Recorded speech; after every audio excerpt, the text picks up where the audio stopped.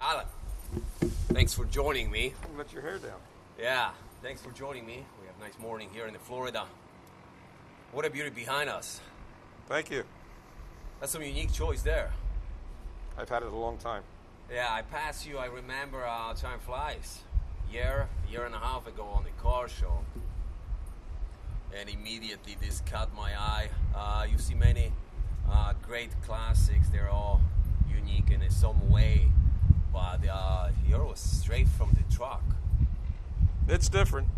And I then I start chatting with you, and you mentioned everything, of course, is connected. And that was your story of your racing. But let's start with the car. What do we have here? 1956 Chevy Bel Air Uh-huh.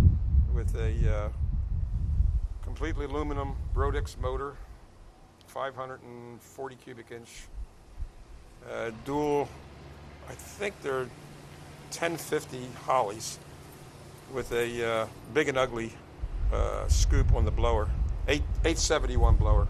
Wow.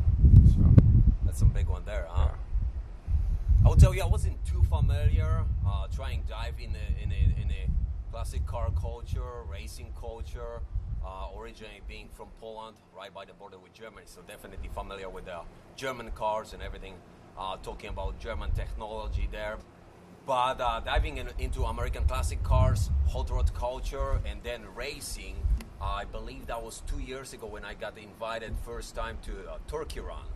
Spectacular event, and I was lucky enough, that was 50 years anniversary. was that Daytona? Daytona, yes, Turkey Run. I used to be there. And that was first time when I've seen exactly blower cars, dragsters. They did the entire parade exactly. That was such a majestic view, and the noise and sound of the engines. That's why I don't like electric cars. Yeah, that's some rumble there. Yeah, I met you at the car show. So you cruising this like everywhere. Well, locally, yeah. Yes, that's nice. Yes. I mean, Now that we're in rainy season, it's kind of difficult to go anywhere.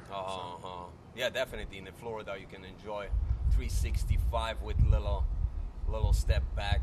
Talking about summertime when we're getting a little rain, but yeah, how I said before, when I've seen those cars on the Turkey Run, that was something spectacular. Especially that was my really first time experience them and the sound and yeah. And then you mentioned exactly that everything is connected. You mentioned your story of racing too, yes? Yes. I started drag racing when I was about 17. Wow. Cars. Okay. I had a Devon bodied car with a Chevy engine in it. That's a fiberglass, it looks like a little bit of a Ferrari. And I used to race that until one day somebody made me an offer and I sold it. And back then, where did you race? Morgantown, Maple Grove. All right. Which is Pennsylvania.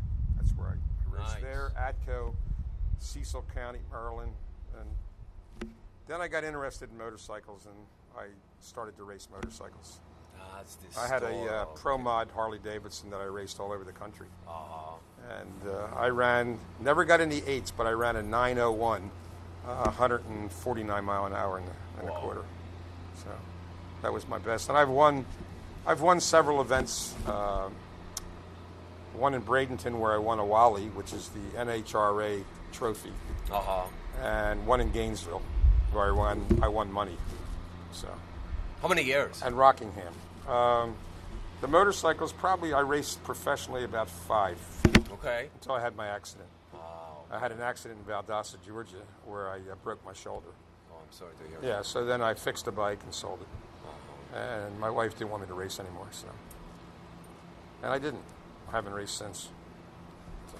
But still surrounded by cars. Cars and motorcycles. That's the story with you. You're exactly my first guest representing the dragster cars and the culture of that. And that's pretty unique for this episode. So, especially since I just turned 80.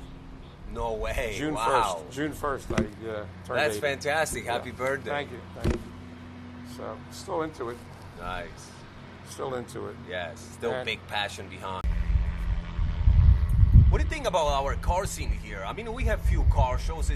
I think we're doing pretty good. I just started also a little reliability run with few guys there. So we're cruising a little country roads here in Florida, even that we don't have too many in this area where we are right now. But something different, that's just something to do for the classic car community, especially cruising. You can always check your cars 20, 30, 40 miles, and when you're with a group of other guys, you can always count on anyone. You don't worry that something will happen just for you, and you will end up by yourself on the side of the road. But talking about dragsters, how I said, you're one of a kind representing here in this area.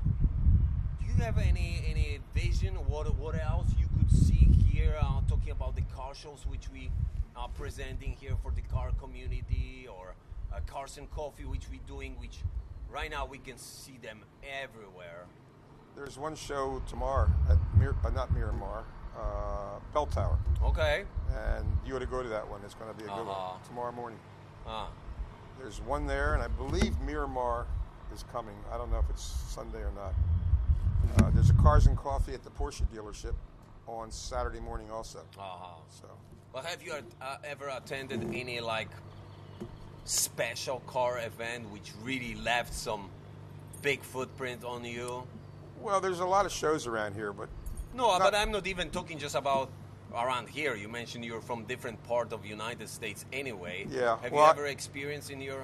Only Daytona, and of course Orlando Kissimmee has a big gathering. Yes. But I didn't take any cars over there. So, I mean, my cars are local, and they all have fuel cells, so I can't really go 200 miles. Yeah. So the farthest I've gone is Miramar. Or I shouldn't say that, also Mercado. I've been to Mercado with this. Yes, I've seen you in Mercado too. But I even carry extra fuel in this one because there's no fuel gauge. There is a fuel gauge, but it runs like a lot of fuel. Yeah. So if I go anywhere, I'd like to have fuel, God forbid, if I have to stop. Now the Camaro, it runs on 110 octane. So I buy a barrel, a large 55-gallon barrel. Wow. And that's $600 and some. It's $12 a gallon. Wow. So that's all that runs on. It's 14-to-1 compression. Fuel. Yeah. That's a very radical car. Sometime when you get to see that, you'll understand. Planning Bonneville this year, exactly talking about myself. I was trying to get there last year. Didn't work out for me, but that's quite an experience also touching the hot rod culture and racing culture. Looking forward to. I would love to go there, but with him, it's kind of hard. Yeah. When he goes, then I'll travel. So, he's my buddy. Yeah, that was nice, John. I really appreciate finding time for me, because how I said before, anytime. You're a good friend. Was quite special for me, especially when I was passing you in the car show there, and I see your car, and right now you have a little selection. And you have any other on your